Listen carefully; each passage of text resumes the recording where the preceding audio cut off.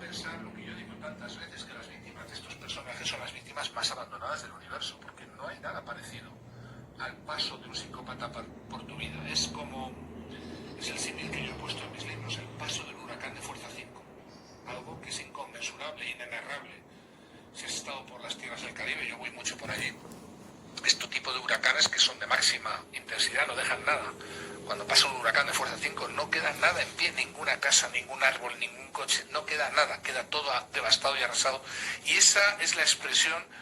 que me ha servido a mí para explicar, si quieres, al público no inmediatamente afectado por psicópatas, de qué estamos hablando cuando hablamos del amor cero, cuando hablamos de las familias cero. Es decir, hay psicópatas en las relaciones de pareja, hay psicópatas en las familias, hay psicópatas en el trabajo, lo cual yo ya llevo describiendo muchas décadas, porque en el ámbito del mobbing laboral, casi siempre detrás del instigador hay un individuo bien narcisista o bien psicópata integrado que busca eliminar a alguien que por alguna razón le estorba, le hace sombra, le obstaculiza el acceso al poder, porque el psicópata lo que quiere es cuanto antes y lo más rápidamente posible acceder al poder, y al poder supremo. Y en la profesión de los medios de comunicación hay bastantes casos. ¿Crees que hay un número importante de psicópatas? Porque hablas del poder, pero también cuando uno tiene acceso a la exposición y a participar en según qué contenidos y a mostrarse en según qué medios, también alcanza la popularidad, y con la popularidad pues muchas veces va de la mano el poder, ¿no? No sé si decir aquello que se está convirtiendo en un dicho muy repetido, que un periodista, hablando de los medios de comunicación, es o bien un prostituto o un parado. Esto es algo que se repite, yo lo vengo escuchando cada vez más, no lo voy a repetir o no lo voy a decir, pero vivimos en una época donde los medios de comunicación asisten, yo creo que impertérritos, a un proceso de compra, de adquisición del relato por parte de aquellos que manejan el poder económico. Y esto está haciendo o está explicando que la gran mayoría de la población cada vez quede más desafecta de sus medios, vamos a llamarle mainstream, oficiales, que haya unas magníficas y masivas caídas de audiencia en los medios tradicionales, televisivos, periódicos,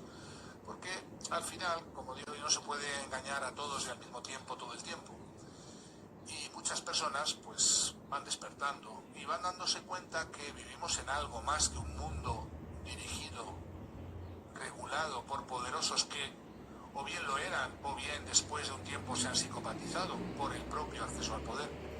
sino que más bien vivimos en una verdadera matrix psicopática, donde todo lo que vivimos es un relato creado, construido. No voy a decir que todo es falso, todo es una representación,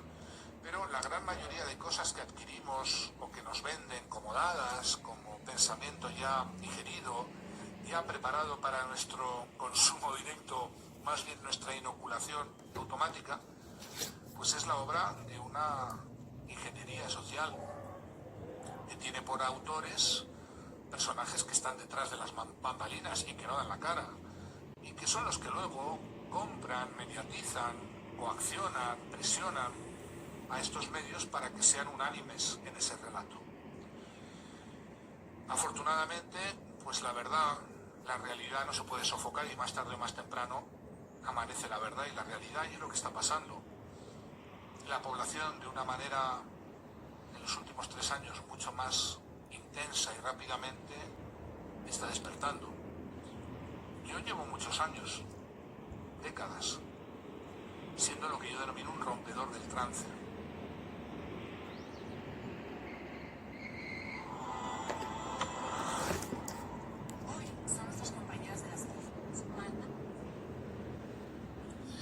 Y lo que me ha llamado la atención en los procesos que hemos vivido en los últimos años, pocos años, 3 años para acá, es la velocidad a la que un porcentaje inimaginable, que yo no imaginaba, que lo veía muy lejos de la sociedad, pudiera despertar, ha despertado a esta realidad última que se nos administraba dócilmente, sutilmente, mediante un relato de adormecimiento, de trance, de hipnosis, de un arrastre hacia una inercia colectiva y un gregarismo, y que, curiosamente, contrariamente a lo que seguramente sus diseñadores esperaban, ha producido un despertar masivo, pero de a un nivel y de una intensidad y de unos números que a mí me sigue sorprendiendo. Quizás si me hubieras hecho una entrevista como esta hace 20 años te hubiera contado cosas muy parecidas, muy similares, con alguna variación, pero básicamente la misma posición ante problemas como el mobbing, como el bullying, como el maltrato, el acoso, las relaciones tóxicas, pero con muy baja expectativa por mi parte de que la sociedad en su conjunto despertara. Y afortunadamente hemos hablado del psicópata que se hace, ¿no? De esa perversión o corrupción de la naturaleza humana por factores externos, pero estaba el otro tipo, el que nace. ¿Qué es lo que pasa ahí? No sabemos muy bien, porque sabemos que no se transmite por vía hereditaria, no es un gen. Tampoco hay diferencias biológicas, morfológicas en el cerebro de los psicópatas, por más que algunos pretenden que sí las hay y dicen que sí esto o aquello, pero no hay evidencias concluyentes de esas diferencias biológicas, no hay ningún marcador biológico que nos permita con ese marcador acreditar una psicopatía o descartarla. Por tanto, no hay nada en el hardware que parezca explicar eso, pero sí es verdad que ciertos individuos llegan al mundo así. Y desde hace décadas se ha descrito la presencia en nuestra humanidad de niños psicópatas que parece que vinieron así o que llegaron al mundo así. No se sabe muy bien cuál es la razón, pero a mí me parece, y esto es una opinión personal, quiero decir, que no estamos hablando de un diferencial o de algo que se pueda apreciar a través de un cerebro alterado, distinto, diferente. No estaríamos ante la presencia de un problema en el hardware, sino más bien algo que afecta al software, más que del cerebro, de la mente. Y el por qué ciertos niños o ciertos individuos llegan así al mundo es una gran pregunta, todavía insoluble o no se ha solucionado. Lo que sí sabemos es que la condición, por llamarla así, porque no es un trastorno mental ni una enfermedad mental, la condición psicopática, si no es innata, puede adquirirse